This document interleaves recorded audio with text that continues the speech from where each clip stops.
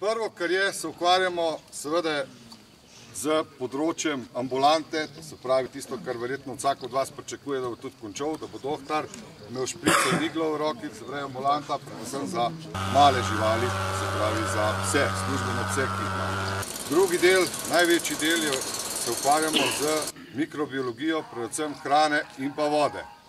Prehrana in pa voda zelo pomembna in s tem se ukvarjamo mi, dolje pa tudi laboratorij, ki ga boste videli. Laboratorij za sanitarno mikrobiologijo.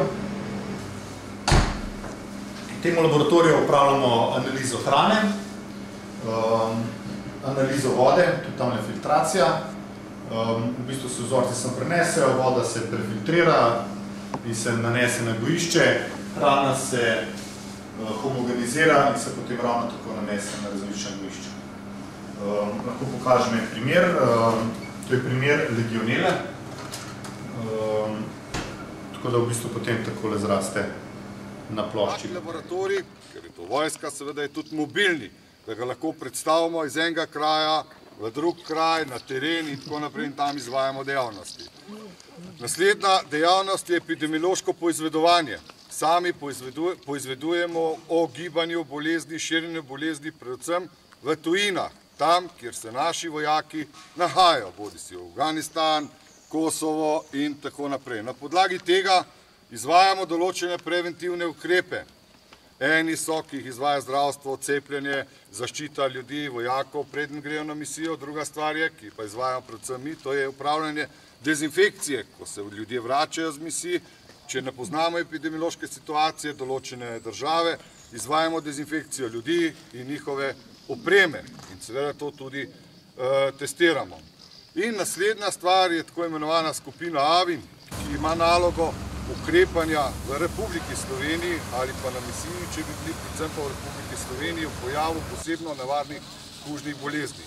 Njen namen je, da skupaj z enoto RKBO za radiološko-kemijsko in biološko delovanje poskušamo, kjerkoli v Sloveniji se to pojavi, nekako to bolezen zatrti. Oziroma iščemo kader, ki ima mikrobiološko izobrazbo, biološko izobrazbo, veterinarsko izobrazbo, biotehnološko izobrazbo, recimo, oziroma živilsko tehnologijo. Te profile iščemo za samo del laboratorijev, pomagajo. Ki je namenjen šolanju psov in pa šolanju vodnikov. Ko se vodniki in psi v tem centru šolajo za različne specialnosti, grejo potem v različne enote Slovenske vojske, pač tam, kjer jih to potrebujejo oziroma odkot so poslali ljudi, da bodo postali vodniki.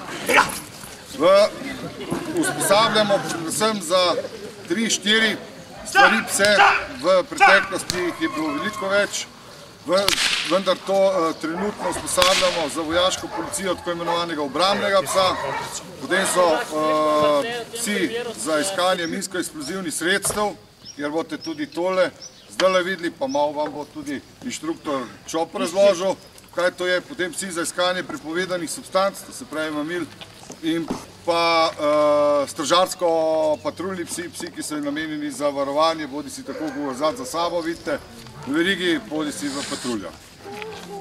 Kar se tiče pasem, se uporabljajo pravzaprav največ belgijski ovčar in pa nemški ovčar, nekako te dve pasme dominirata pri šolanju. Kaj več, vam bo pa... Vsi za iskanje minsko-eksplozivnih sredstev morajo eksplozive nakazovati s sedenjem, se pravi s pasivnim nakazovanjem.